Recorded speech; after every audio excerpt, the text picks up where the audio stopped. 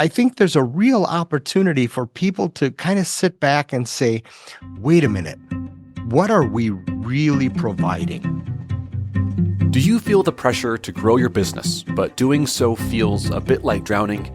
Welcome to Slow Growth Business, the show for business owners and leaders to quiet the noise and lead your business to success, one day at a time, slow and steady. If you feel your business is running you and you're ready to run it, you've come to the right place. Now, here are your hosts, business coaches Jimmy DeGroot and me, Kyle Bullock. Well, it's the end of the year, and we've been through a lot in 2024, and we're looking ahead at 2025. And you and I have had our noses in retail for, if not our whole careers, pretty much our whole careers, right? For a long time. Yeah. I thought to myself, let's just take a pause on the inflation thing for just a second and shed some of our perspective on the good, the bad, and the ugly coming up in 2025. What do we predict for retailers, specifically for independent retailers in 2025? And what I hope is that we can be real. I don't want to paint rainbows and sunshine where I don't think they are, but I do want to be real with our listeners, while at the same time, hopefully getting them to that relaxed state of mind that we talk about. But we know that maybe the future is uncertain, but there are things that we can walk away with from experience and from perspective that maybe helps us have a little bit of peace of mind as retailers going into a new year. So that's what I hope we end with. We'll see if we actually get there or if it ends up in a big pile of apocalyptic turmoil. Sure. Or if we go down a rabbit hole. Let me ask you. I'm going to ask you, and then I'll throw some thoughts out. Let's talk about the good, the bad, and the ugly. All right. And let's frame it like this. Strengths and weaknesses, opportunities and threats. Here's how I define those things. It's what we call a SWOT. Strengths, weaknesses, opportunities, and threats. SWOT. And a strength and a weakness. These are things that we can control inside our businesses, right? So what are the things that make an independent retailer strong? And what are the things that an independent retailer inside their four walls, what do they do that makes them weak? And then opportunities and threats are the things outside of our four walls. Opportunities are things that we can go out of our business to try and find and achieve. And then threats are the things that are outside of our business that threaten us. And how do we respond to that? All right.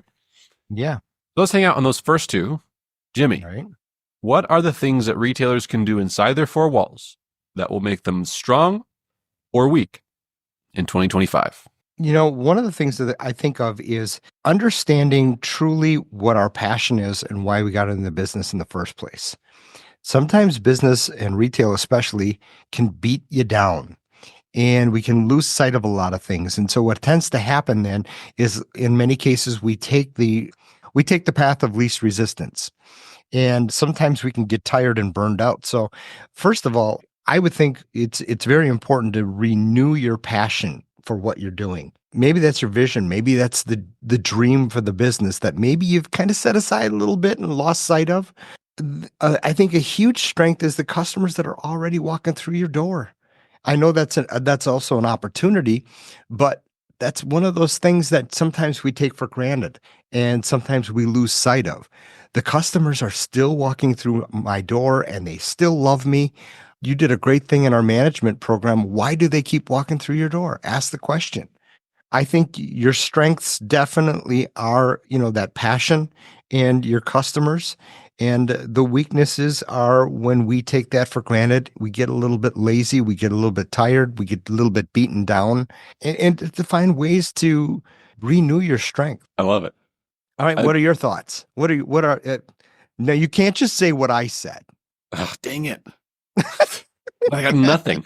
Or did I steal yours? No, I'll say something different. All right. I mean, I totally agree, but finding the passion inside of you and what makes you unique, it can also be a weakness when you just sort of aimlessly go to work or your team's aimlessly coming to work and you really don't have a defined sense of direction. That's a weakness because it's something that you can control and you kind of just become numb to what's happening in the business and the business is running you at that point. We Right. preach about that all the time. We don't want the business to run you. We want you to run the business. And I agree. Once you know what you value and what makes you passionate about what you're doing, and you share that with your people who work for you, who are coming to your business, your customers, that's you running the business. You're now back in control. Yep. Right. Okay. So far, I've only said exactly what you've said. So let me say something different. The first thing I think about is the strength/weakness is team. I was recently talking to a friend. They're a mechanic. Mhm. And they're in a small independent mechanic shop. They're very good at what they do. This friend of mine, they're very good at what they do. The shop itself, though, the environment around them, not so much. It's kind of a toxic environment. It's not super great. This person who's a mechanic feels like they're being paid well. And then they realized that if they quit that job and they went and they worked in corporate, they would be getting 20 to 30% more immediately starting pay. And they go, well, that stinks. I'm in a stinky job that I don't like with people I don't want to be with, and I'm underpaid. And just deflated him. The problem wasn't that it was the pay per se, because they freely admitted that they would have stuck around an independent place if they were paid less. It was that they were at an independent place that they didn't like. Yeah. And I thought that's the greatest strength and weakness of any retail organization. It's an independent store. If you can make that place and the team that makes it up into a wonderful place to be, and you rise and fall on each other's successes and failures. You're there for one another in the thick of it. You work really hard at the science, and I mean the science of leadership, because it's not just I'm going to watch a few YouTube videos and get inspired once a week kind of thing. Yeah. Leadership is an actual science involving psychology, social psychology, business, all sorts of things put together. You learn the techniques that bring people together and jive together. That makes you an unstoppable force in your community for good. It can keep someone around who's an ace player, who's maybe trying to get poached by another organization for more money, but they go, why would I leave? I love this place that I'm in, and it's worth being here for that. Mm-hmm. Now, clearly, I'm not advocating you underpay people. I'm saying pay people fairly, but realize that what people really want at the end of the day is a place they love to be a part of. And if your team loves to be a part of it and they're sold out on the passions that brought you to the business in the first place, your customers are going to feel that, because how could they not? They walk in and everybody there loves the place. Yeah. So for me, that's the greatest strength and the greatest weakness. And I know it's heavy-handed for me to say that's one of the best things that you could work on as an organization, because we sell a subscription program and one-on-ones to people to help develop cultures and businesses for that very purpose. But the reason that we do that is because you and I both know the value of investing in your people and making the team amazing. Then the rest of it really falls into place. It becomes a whole lot easier and actually way, way more fun for everyone involved. Yeah, I couldn't agree more. And today's workers coming into the workplace now, they need a mission. They need a goal. They need a community. They know that they can choose a lot of places to work, but they want to work in a place that does have a community, that does have a great culture. And now come to think of it, I know of several instances where people know they could have gotten paid more, or they've left this employer to go find somewhere else where the grass is greener, and they end up coming back. Many, many times I can recall that they end up coming back because, gosh darn it, Jimmy's such a great guy to work for. Yeah. That's huge, huge strength, huge potential weakness there. Absolutely. Okay, so let's turn our minds real quick to opportunities and threats. This is what's happening outside the four walls of the business. They're outside of our control. But we want to look at both of those opportunities and threats because, and maybe you should reverse that. What's the threat and then what's our opportunity that maybe can counter it? Because every day we are forced into an economy that we can't control. It's like trying to control the tides of a river. You really just can't do it on your own, if at all. Yeah. You have to float that river. You have to float the economy a bit and adapt as it's changing and moving and swaying and ebbing and flowing. Okay. Mhm. So, Yeah. Jimmy, what are the greatest threats and opportunities that you see facing independent retailers in 2025? Well, we're just in the middle of our series on inflation, and I think taking your eye and looking out rather than looking in, I think is a huge threat because we can especially look at big box retailers and get frustrated. How can I compete with that? How can I compete with that pricing? Whereas looking in, I think there's a real opportunity for people to kind of sit back and say, wait a minute, what are we really providing? I mean, my goodness, look at Amazon. Look at any company that's gotten huge. They've probably had to go back to the drawing board a number of times and say, what are we really providing? If you buy an Apple product, it's user experience. You're not buying RAM, you're not buying speed, you're not buying pixels. Okay, you're buying the user experience. That's why when you watch a Mac commercial of any type of product from Apple, it's all about people using it.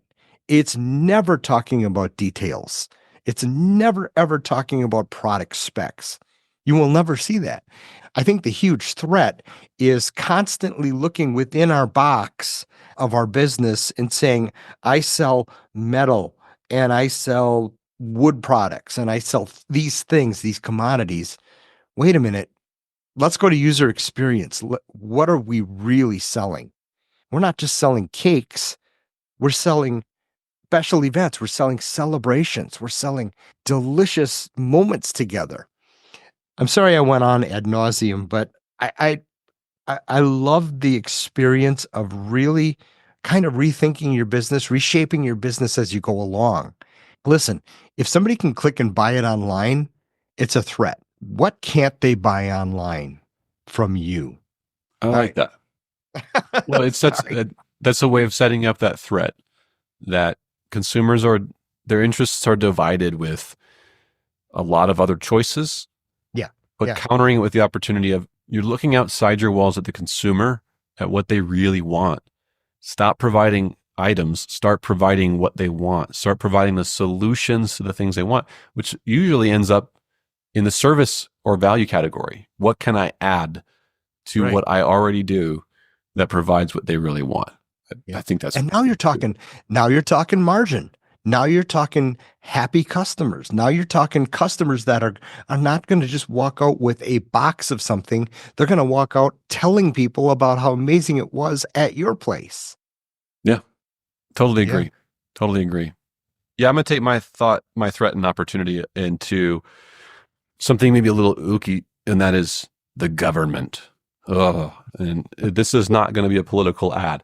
This is simply stating that in the year 2025 in the United States, there is going to be a considerable change of political administration.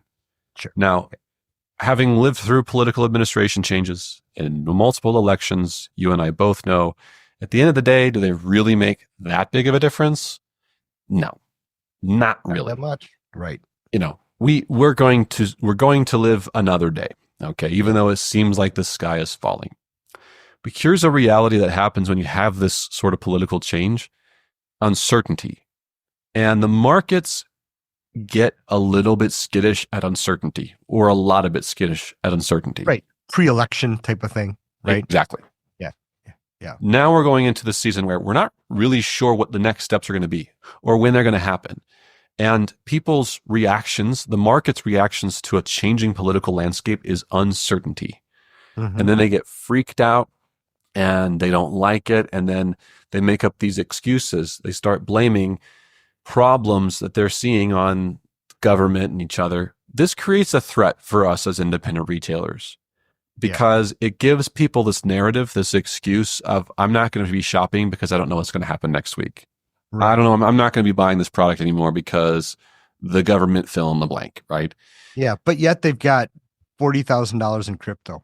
Yeah, exactly. Exactly. Which, by the way, did not suffer from this latest election. No. Look, if any of us had a crystal ball, we wouldn't be sitting here on a podcast. Okay. Maybe we would. We would just be selling you Our our ideas. fortune telling services. Exactly. Right. The reality is we've always lived with uncertainty. It's certainty that we will live with uncertainty. Yeah. The threat is how people react to your business. And the threat it can take to us is that we respond with fear to uncertainty. It's always been there. So accept that it's always been there. Mm-hmm. When you thought you were certain, the reality was you weren't.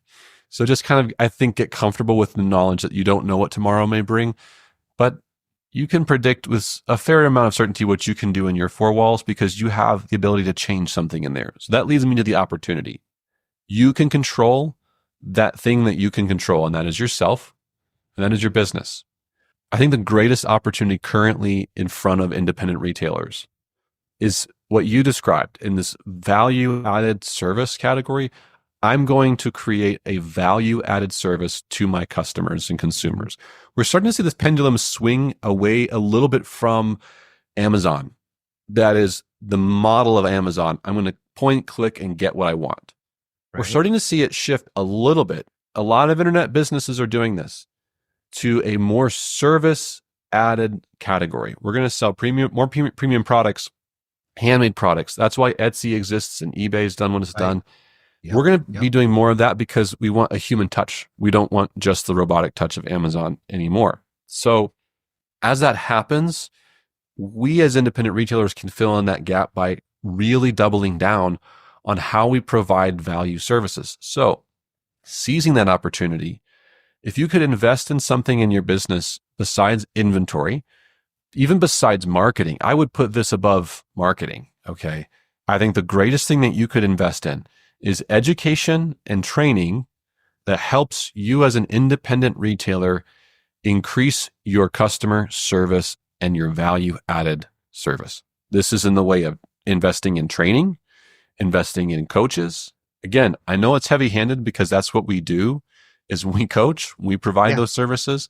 Yeah. You can use ours or not. My point with this is not trying to just sell what we do.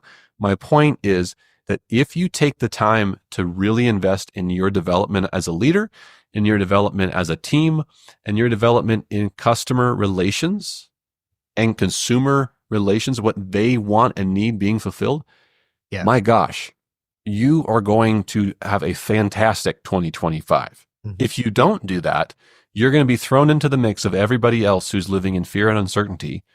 And you're just going to be trying to, as you've said before through analogy you heard, it's like you're standing on the freeway with pamphlets, throwing them at cars coming by and hoping that someone sees a pamphlet for your business and turns off the highway and goes in. Like, that's what you're up against when you're just trying to throw yourself into the mix of commodities and uncertainty and fear.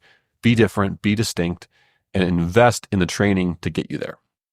Yeah, I mean, it's to your point, it is more important even than advertising and marketing, because you and I both know businesses that do not need to advertise. They're busy, they're selling, and they do it as a public service. They do it to support their church. They do it for other reasons. It's kind of like hey, let's create something to talk about. And then let's advertise, let's work on the magic in here, in this building, in this store. Then all of that becomes much easier, much more affordable to do. And we can choose to or not to do it. Yeah. And this is coming from a marketing guy. I'm a marketing guy. True. But that's how important that is. Yeah. You're right. Here's my overall prediction for 2025. And then you can give yours. I think 2025 for retail, barring some uncertain big event that we haven't foreseen, is going to be a fine year for retail. I don't know that it's going to be gangbusters. I don't know if it's going to be dire straits. I think it's going to be good. I think what's going to make or break the difference for those who are really successful from those who aren't is all in the consumer experience. And it's how you are positioning your storefront, your follow-up, your relationships, all of that on a regular, consistent basis. The people who are going to do that this coming year are going to have a fantastic Christmas at 2025 and a fantastic and profitable year. And those that don't are going to be flying by the seat of their pants, living 1 month by 1 month from one uncertain event to another. That's my prediction. I'm not stealing your idea. I'm just following it up with.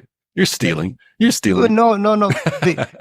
Your prediction of 2025 is probably the saddest of realities, in that people are going to be just fine.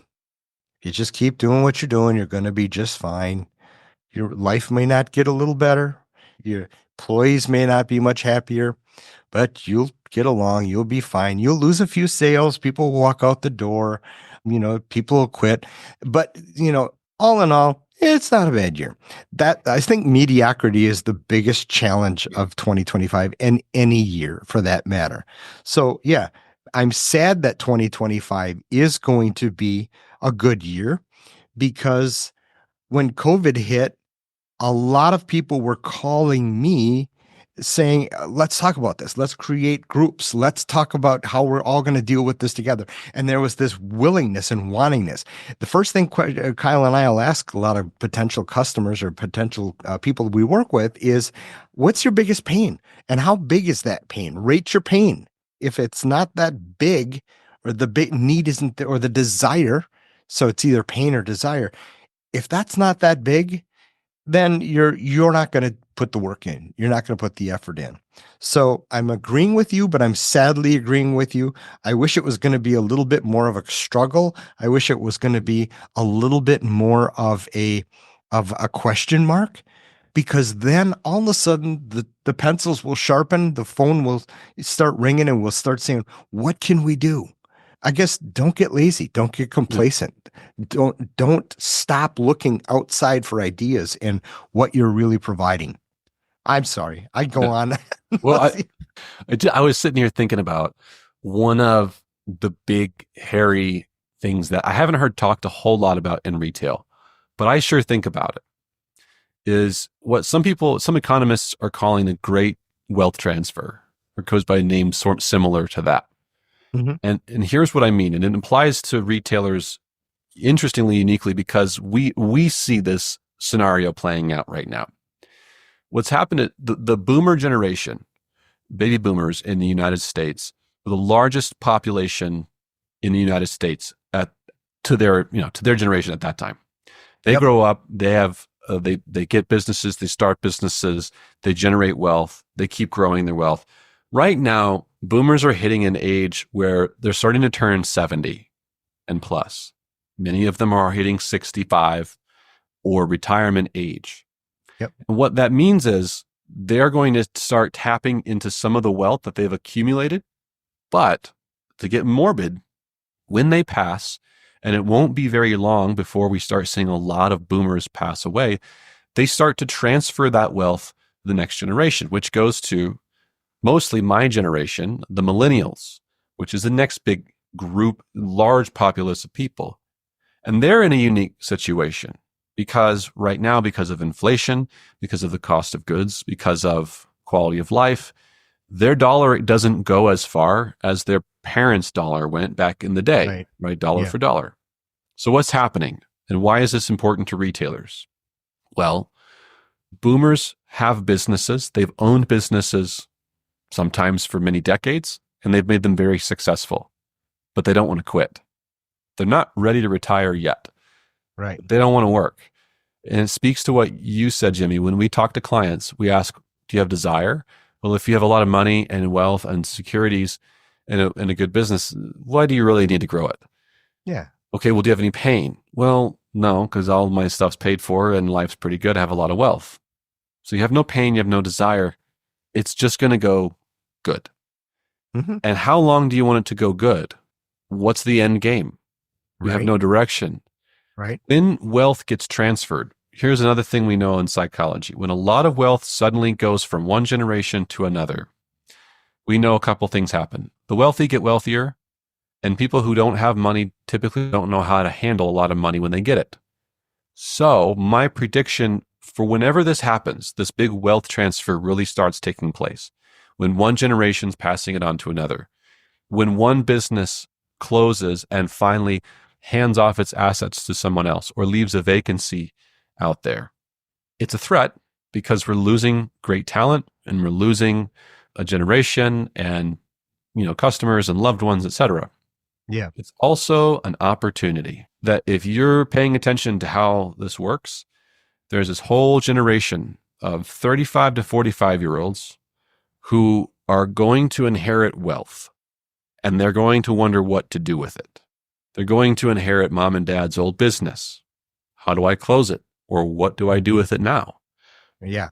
And when they get that wealth, we know the wealthy are going to get wealthier, and the people who don't have money squander it. Well, how do we handle a generation that doesn't have a lot of means right now when they suddenly get a lot of means? This is an opportunity and a threat. And it's something that I think we're going to start realizing this coming year and in subsequent years, because we're just hitting that point in time. And I think it's going to be very interesting. I would hope that retailers listening would create plans that will speak to that situation for the better. Yeah, especially if you're, a legacy type of situation where you are passing it on to a family member. I've never thought of that. That's really interesting that you bring that up. And that could potentially be a great thing or a devastating thing. Well, and you and I have seen it through the people we've worked with one-on-one. We've seen both sides of that coin, right? Where in a good situation, you see the legacy of one generation passing it on to another and being an amazing asset to that next generation to build them up and create a great business and structure. And on the other side, you see people who hold on a little too long and don't want to let go and are afraid of what's next. That fear causes them to make decisions that are short-sighted and perhaps not great for the long haul. Yeah. And so it beats the same drum I've been talking about, where if we live in fear of uncertainty, we're probably not going to put ourselves in a healthy state of mind. Yeah. I know I got off into a bunny trail, but I couldn't help but think about it because it's pressing on my mind with the people we've talked to in the last year. It's absolutely huge. And to a very sad point is we do talk to people who don't have a plan. And we're talking to people that are 60 plus years old that don't have a plan for the business. What's going to happen? Boy, it's a huge opportunity. And so I would say, please be thinking about this. What's going to happen to your employees? Maybe sell it to your employees. There's a lot of neat options out there, but just don't be lazy about it. Yeah.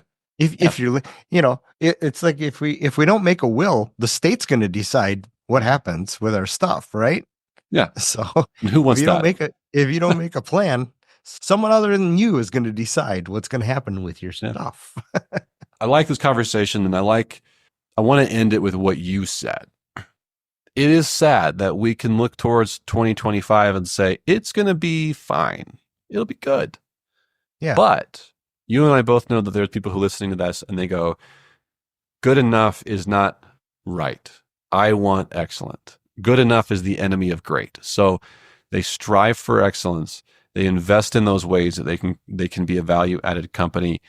And I'm going to tell you what, those people are going to rise to that top 10%, the shining stars. And I think that for those people, this next year is going to be an absolutely stellar year.